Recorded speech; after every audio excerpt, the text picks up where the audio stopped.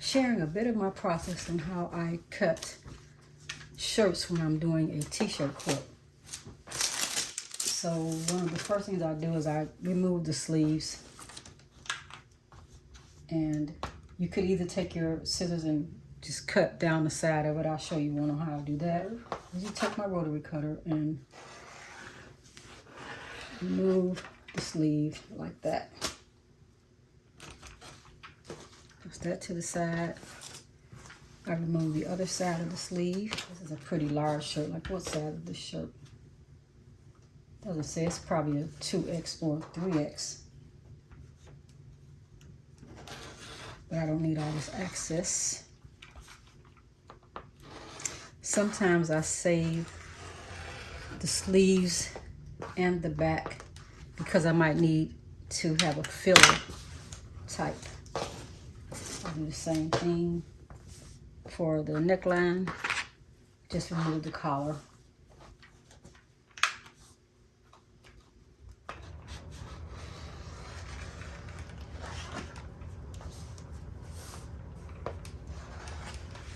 Like that. And then I'll have these two pieces and I can just open them up. And I'll have the two pieces and just remove the top from the bottom. Out of that side. So I'll have this top piece. And of course I like to try to keep as much of the actual vinyl wording as possible. So I have a couple of different square rulers that I use. This one is 15 by 15. And I think I have a 12.5 by 12.5 also. So either one would work for this, I think. We'll use this one, and I'll try to have much even on both sides and even at the top if I can. Enough extra area. So I'll bring this down to me so I don't have to reach way up there. But I do want to still be in the camera. Can you see it? Yeah, that's cool. So I'll take this and I'm just lining up the words right across the lines of the ruler if possible. Because remember, it's probably been washed a gazillion times, so it may not line up exact. But as good as possible. It's good enough. Take that off. Swing it around. Line that back up.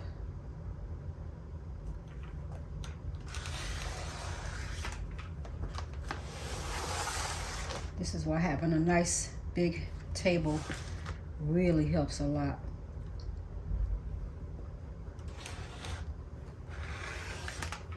And one last one. There. I always try to remember to close my rotary cutter for safety reasons. We got this, we can get rid of that. So now I have several pieces already cut out like that. Here's another one that I cut before. And this one is different sizing, but I have a plan for that. I'm going to work with it. But I have several of them that I cut. Here's another one that I cut. That's the size of the one I cut this morning. This goes here. Here's another one. I'm going to add a bit of Pelon Fusible Featherweight to it. So this is Pelon 911 FF, and I use this quite often for the t-shirt quilt. I use SF101 by Pelon for my memory bears.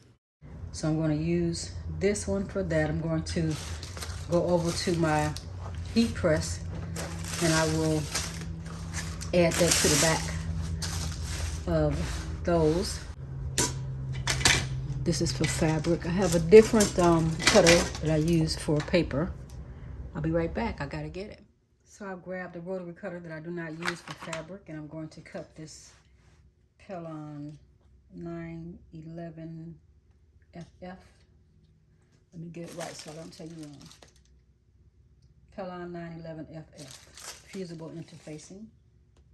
So I will line it up.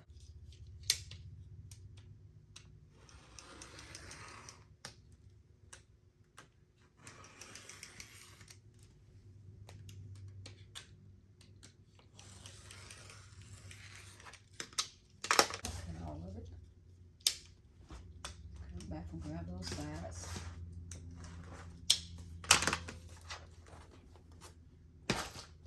Then I'll take you over to the heat press and just show you how I press them real quick. I'll open the heat press, slide out the drawer, lay down one of the top pieces of one of the shirts on the back side. I always iron from the back side for these so that I don't mess up my iron or my press. And then I'll lay down the interfacing, being careful that the fusible interfacing is facing down towards the fabric so that it can attach and adhere to the fabric when I press. Just to cover that up, it doesn't have to be precise.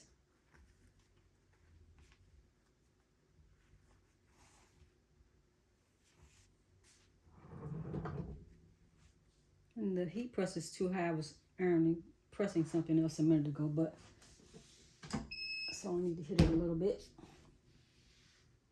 I'll give it just a few seconds. Maybe not even 10 seconds for that. Let's see what happens. See, it fused it very well. It's fused right to it. It's just about almost perfect. Well, that's one of my first panels. Again, I'm going to pull out the drawer, and I have this panel I'm going to press. Let it on the back way.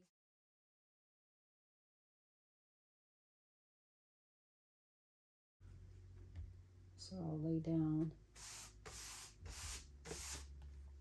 my fusible interfacing,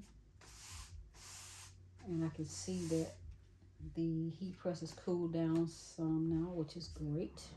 Close the drawer up, and I will press. Doesn't even need a full 10 seconds, but I'll give it 10. There it is.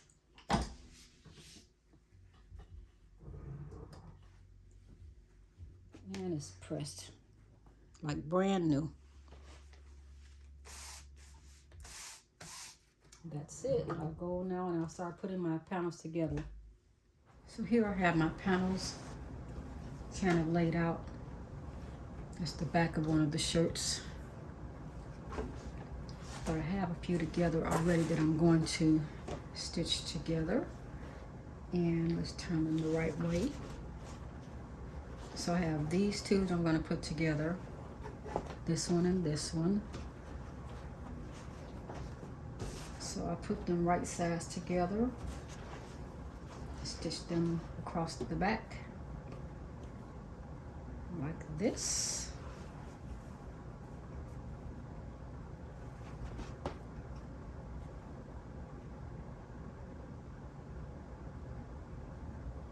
Put a couple of pins in there.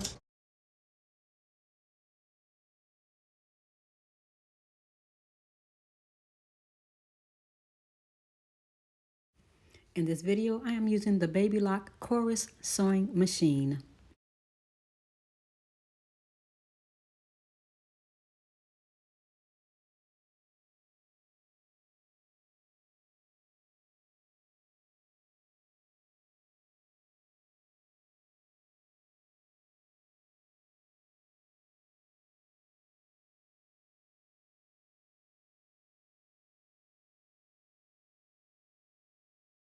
Take the next panel and I have it together the way I wanted it.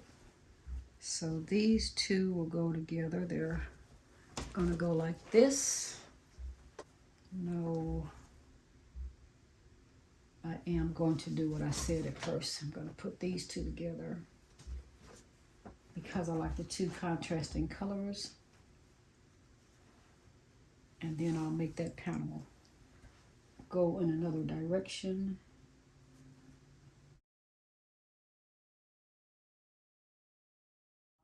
Blocks or so, I believe, for this.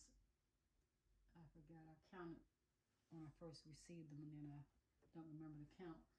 But I'm going to use some of the back fabric that I cut, that have left over, to make it all work together. So I'll put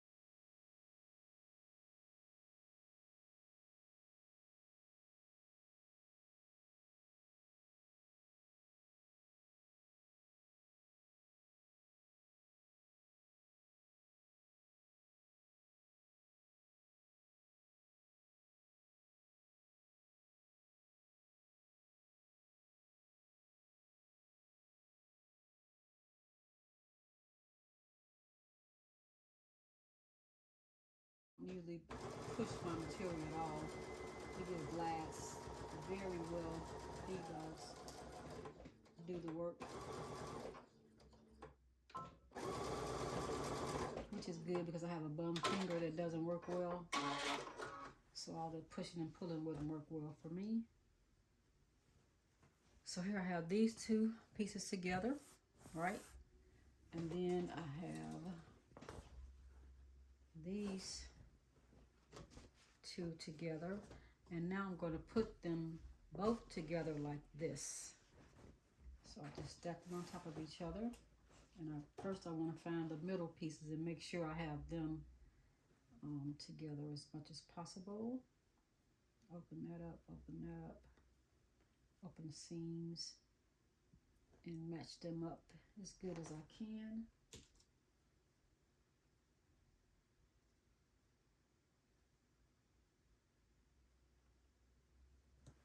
And match the edges up as good as possible.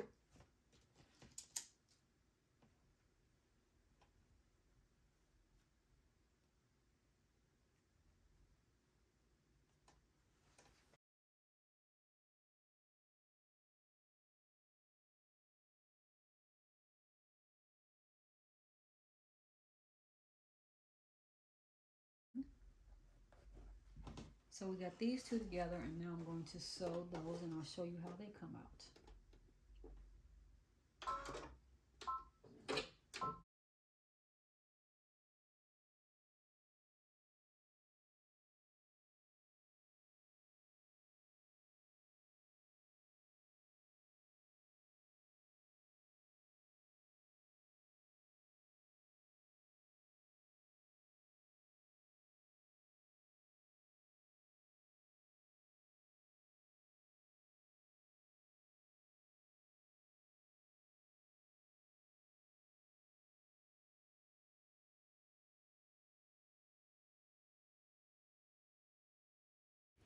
I've actually switched things up a bit. So I am sewing another block together at this point.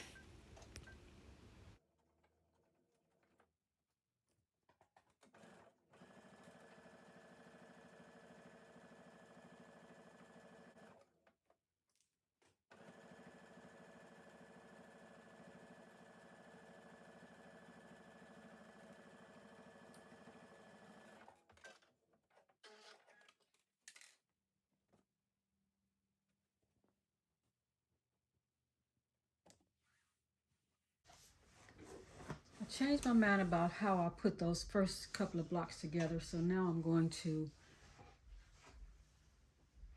put these two together. I'll show you after I stitch them. I've just put well, I'll show you now. I put these two panels together because I wanted to alternate the colors a little bit. So before I knock everything loose, I will sew them down. I just made sure I put the two seams together and then the ends together. I have needles coming out, trying to hold it up and show you. So let me just lay it down and sew it together. Drop it there.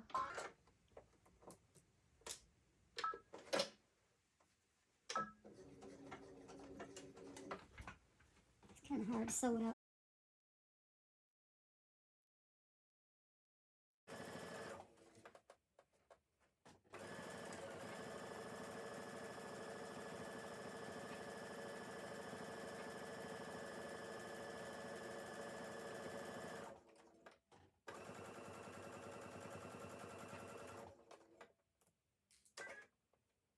the seam up.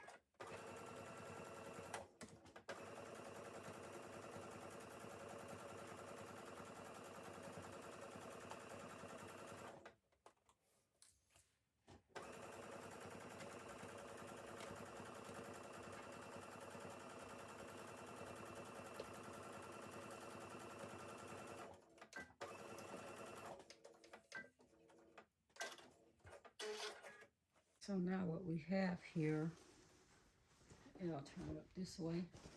So I put the two blocks together, and I wanted them to show this way, so that's why I had to take those apart that I put in the first time, and now I have them like this. And I'll sew this next block together with it. I'll put it at the bottom down here, and that way it will turn out looking something like that when I put these two together. But let me make sure it's facing the right way. Yeah, okay. So that the words are reading right. So I'll put these two seams together.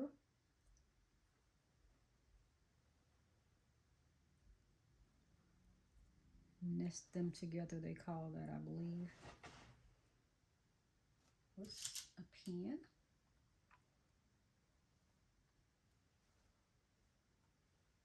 Do my seams first, and then I'll do my ends.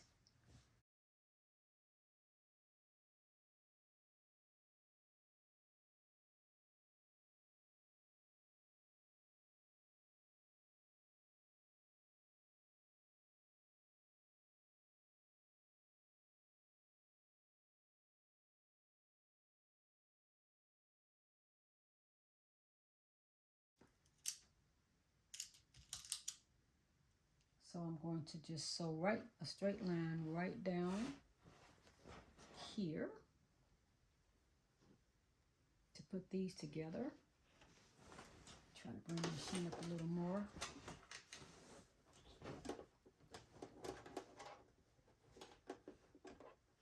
My interface is throwing me off a little bit, but I can see where my fabric comes together here.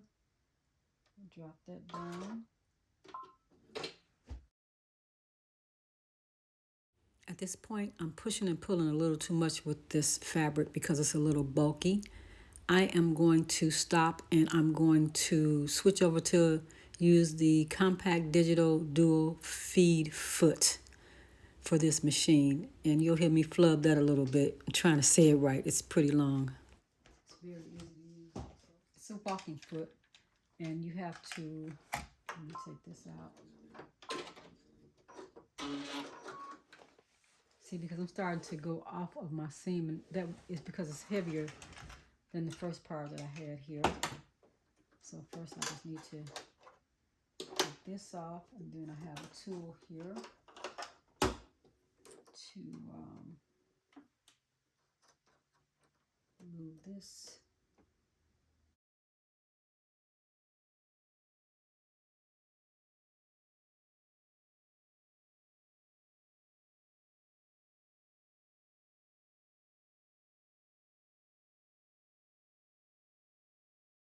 Take this off, put it to the side.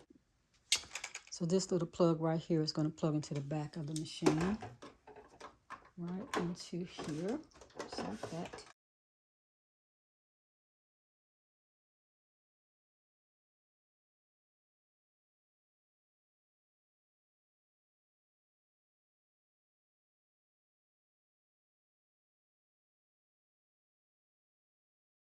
You just take this and you make sure that it lines up right with that. Little screw. There we go. And then I take my screw and tighten it up. So now that's attached. I'll put that down. Grab my needle back. And make sure it's up far enough. Tighten that back up. Not too tight, just tighten it some. And then I will grab my thread, come back here somewhere. And I'll show you how easy it is to thread this machine. Let this up and give some slack. You have a little notch here that she goes into number 6, and then it goes up to number 7, and then it goes up here. Tear that off. And then I let it down. You don't have to let that down always, but you hit this little button here, and then that threads your needle. As simple as that. And I like to line it up and put my thread under there, although it hasn't made much of a difference. Now I'm going to turn off the camera so that I can fix where I was about to make a mess. But I'll show you what I mean, where I was going with this. See how I was losing my actual seam allowance there. So I'll be right back. All right, I'm back to show you how this Babylock compact digital dual feed foot works. And that's a mouthful for me. The Babylock digital dual feed foot. So I'll go back to where I was. Let that up. Move this under. It's a lot of fabric now with the t-shirts, and I'll let it down right about there. And then we can continue. See how easy it just glides right through?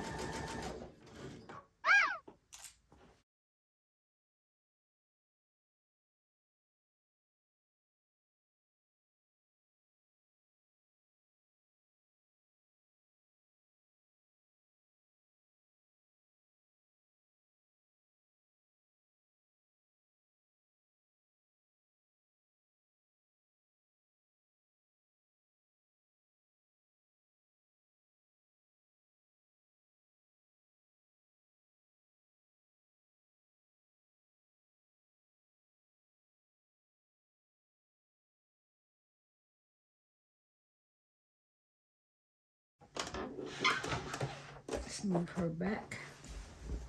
And let's see what we have. I can remove these pins.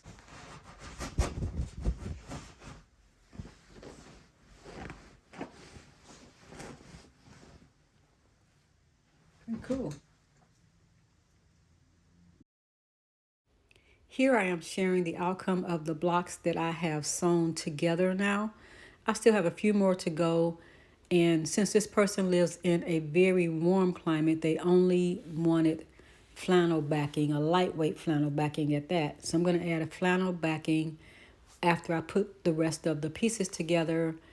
And then I will kind of do like a stitch in a ditch type of thing just to get the flannel to attach to the t-shirts. And that'll be the end of it. Thanks so much for watching. Hit the like button if you enjoyed this video, and please consider subscribing to my channel. Have a great day.